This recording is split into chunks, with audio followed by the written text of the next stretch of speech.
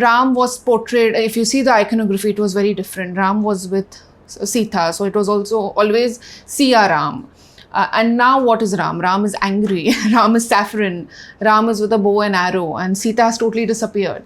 So it's also this transformation. I think through the transformation of Ram, you can see the transformation of the state and the Hindu community to some extent.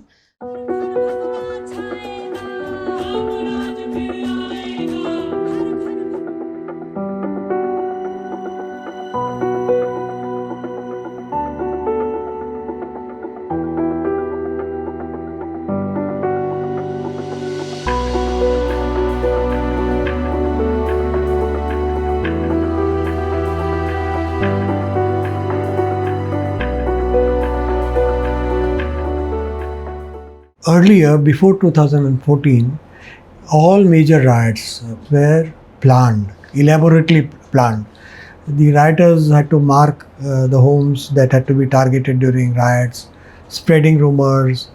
Many inquiry commissions have pointed towards the pre-planning of these riots. Particularly in these Ram Navami riots, one doesn't see pre-planning. They don't have to. They just have to take out a procession with 20, 30, 40, 50 people, with police support of the state. So you can't object to them, you can't talk to them, you can't stop them, and abusing political slogans. All this doesn't require any planning.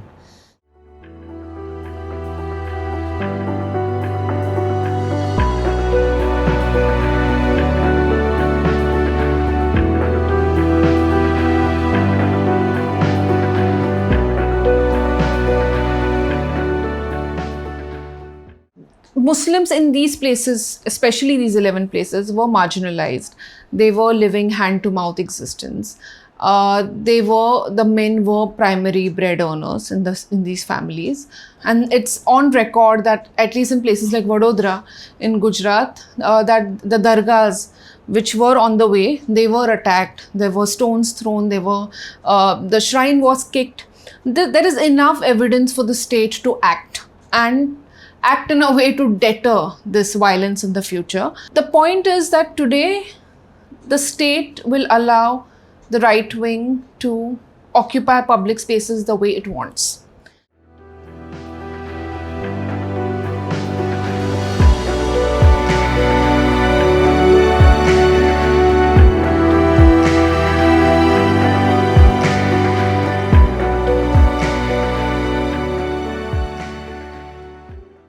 Muslims we talked to, they told us we were fed up. The only way we thought we could get rid of them is by throwing stones at them. And they did throw stones. They thought they'll disperse. Not because they were shouting abusive slogans, but that loud, deafening music for 3.5 hours. They were as if waiting for a stone to come. Once the stone is thrown, their job is done. Riots start, police take over, demolition of their homes, Muslim homes. Before 2014, the rioters would have to destroy the property by setting it afire, etc. Now the state, the BJP-ruled state would do it. Narottam Mishra, Home Minister in Madhya Pradesh, said कि जहाँ से जिस घर से पत्थर आएगा उस घर को पत्थर का ढेर बना दिया जाएगा, to teach them a lesson. So with this state patronizing Ram Navami processions in this manner, the job of this processionist was only to get a reaction.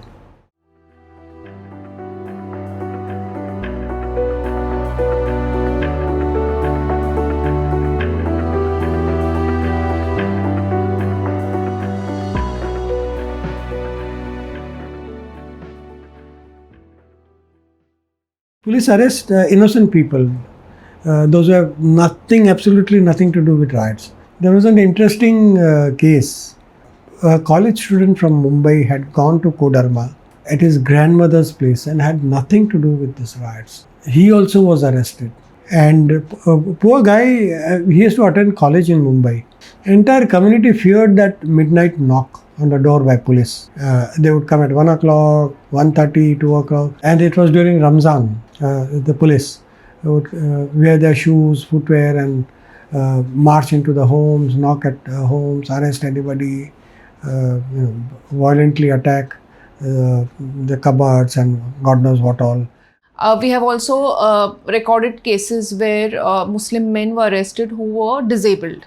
And again, it is implausible that they could have really committed the crimes that they were accused of. This kind of implicating and targeting the Muslim community, that left the women shattered. Two things, because now they didn't know how their daily household is going to run, because they are there with older parents, they are there with small children. And secondly, they didn't know how to get that person out of jail, because legal remedies take money and they don't have the money. In Khargone, it was heartbreaking because women were coming after us and saying, at least please listen to us.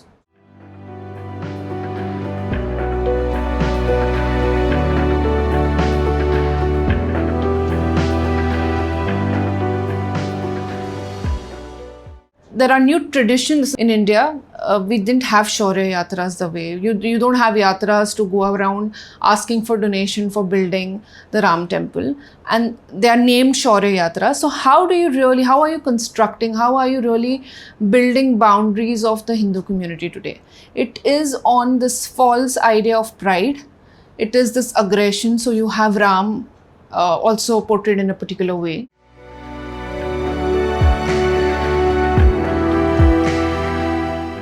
Sometimes, unfortunately, easier to kind of mobilize from the marginalized communities. So this is happening. It's deliberate, and sometimes it's the vulnerabilities that also play out.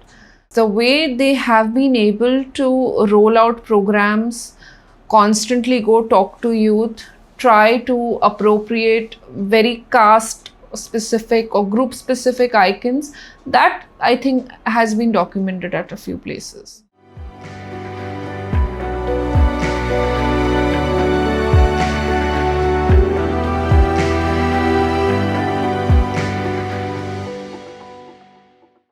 The Ram Navami processions have claimed lives of youth who are Hindus. And when we went to their houses, the story was no different. So I think human tragedy has no difference in like a Hindu household or a Muslim household. It's the same human tragedy. No one is safe, because if you're going to take bulldozers against Muslims today, we are cascading in such a lawlessness that it could happen to anyone tomorrow. So Aurangabad, like we were talking, is one example where though the riots took place the previous evening, but the Ram Navami Yatra did happen again in the morning, went off peacefully without any complaints. Similarly, we met neighbors, Muslim neighbors in areas where they said that this has happened, but we will still welcome Hindu festivities because we have been part of this for many years. So these are stories of hope, and these kind of political mobilizations are maybe just an aberration of what we have been as a society.